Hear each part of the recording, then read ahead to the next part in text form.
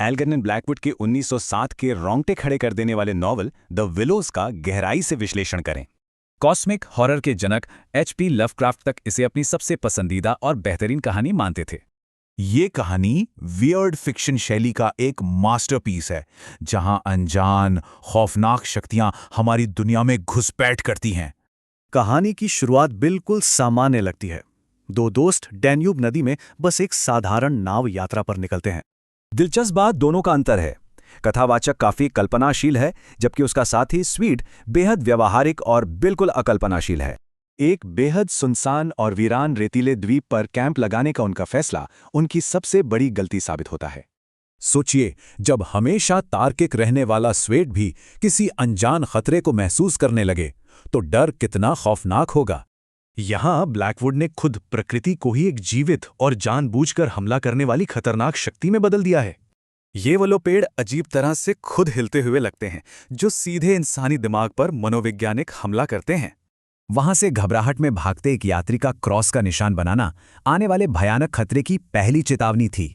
रात में आसमान की डरावनी आकृतियां और नाव का टूटना, ये सब उन्हें उस खौफनाक द्वीप पर फंसा देते हैं। उन अदृश्य शक्तियों का भारी और कुचल देने वाला दबाव सच में एक भयंकर मनोवैज्ञानिक आतंक पैदा करता है। इस मास्टरपीस की खूबी यही है, ये कोई आम राक्षस नहीं, बल्कि बिल्कुल समझ से परे रहस्यमयी अलौकिक शक्तियां हैं। ब्लैकवुड यहाँ हमारी आम दुनिया की तुलना एक भयानक चौथे आयाम से करते हैं, जो सीधे आत्मा से टकराता है। इन अलग अलग दुनियाओं के टकराने की ये अवधारणा ही आज की वियर्ड फिक्शन परंपरा का सबसे मुख्य आधार है।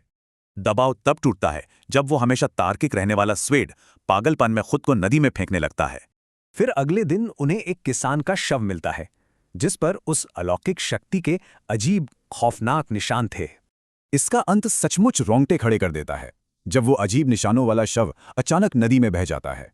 1915 की यह समीक्षा साफ बताती है कि ये कहानी अपने बेजोड़ और रहस्यमयी आतंक के लिए कितनी मशहूर थी। 100 साल बाद भी आधुनिक हॉरर और वियर्ड फिक्शन साहित्य पर इस मास्टरपीस का गहरा प्रभाव आज भी कायम है। आधुनिक फिल्मों और BBC ऑडियो ड्रामा में इसका इस्तेमाल इसकी अहमियत को आज भी पूरी तरह से साबित करता है। तो आखिर में एक खौफनाक सवाल बाकी रहता है, हमारी वास्तविकता की ये नाजुक सीमाएं टूटने पर क्या होगा?